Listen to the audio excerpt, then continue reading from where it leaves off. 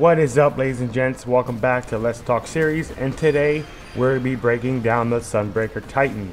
We'll be going over the abilities, the super, nades, skill trees, and how I play Sunbreaker. So, let's talk.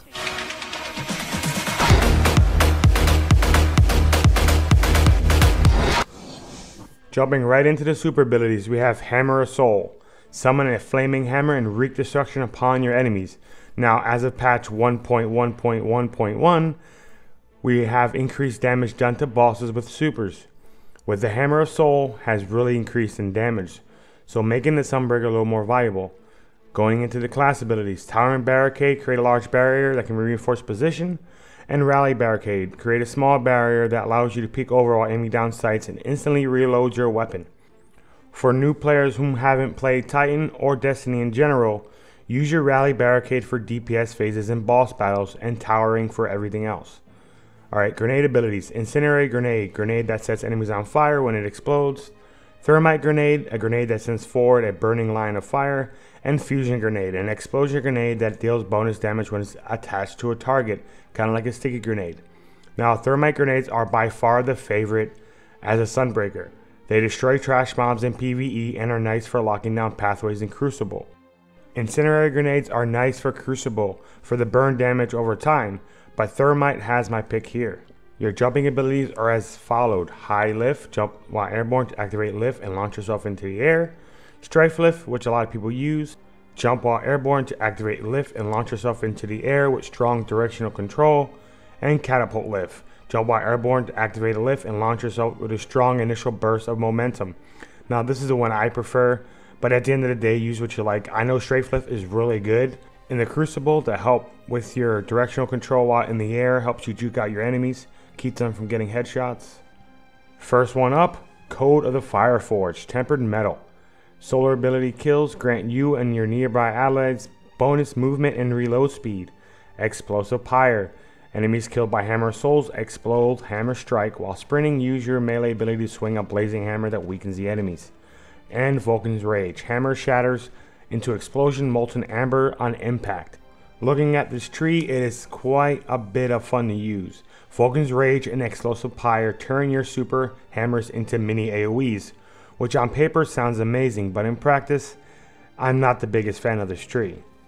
And last but not least, Cold of the Siegebreaker.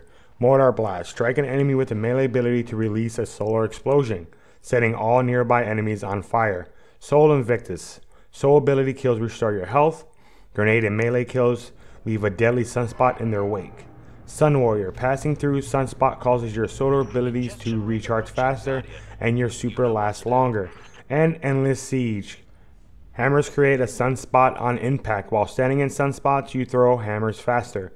Now, if you haven't already figured it out, this is my favorite tree for Sunbreaker. Soul Invictus and Sun Warrior make the Sunbreaker with my setup a monster. A well-placed grenade will make a couple sunspots which heal you, and when you pass through them, your solar abilities recharge faster. Icing on the cake is sunspots also damage enemies that pass through it. Also with this skill tree, you end up throwing a couple more hammers, which, remember, hammers on impact create sunspots, so you do more damage over time, which makes Sunbreaker pretty devastating in any situation. With this out of the way, let's jump into the gear. Alright, as far as stats, guys, I prefer Mobility 1, Resilience 6, and Recovery 7.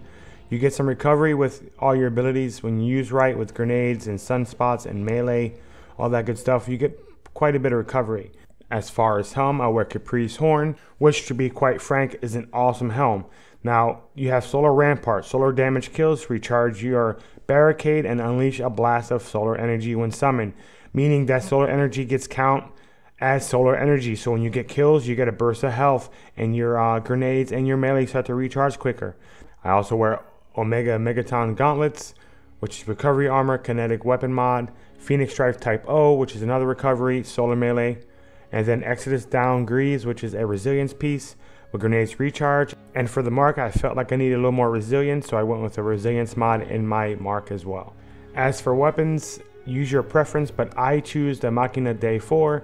I really love pulse rifles, and this one isn't that bad. I fortunately got it masterwork, so it serves more of a purpose, you could say. But then for my energy slot, I either run Uriel's Gift, you can run positive outlook, which is what I'm using right now. And for your power slot, you can run multiple things you prefer. I like Sins of the Past. That rocket launcher is pretty dope. And you also have the Perfect Paradox, which I actually recently got that, and that shotgun's pretty ridiculous when I play Sentinel. Now, as far as the PvP or Crucible goes, honestly, I don't change anything on my armor slot. Capri Sun works really well because if you pair it with a solo damaging weapon, your barricade will recharge faster. I enjoy using it, but the only thing I truly change is my kinetic slot. Like I said, I'm a pulse rifle fanatic. I ended up using Time War Spire or the Autumn Wind, which is the new one that released with Osiris. That one's really good too. Now, be sure to change the equipment to your liking, but this is what I use and it works and it's a lot of fun to do. So guys, if this video's helped, please hit the like button down below. If you'd like to keep up to date with my uploads, hit the subscribe button as well. Thanks for watching, and I'll talk to you ladies and gents next time. Peace out.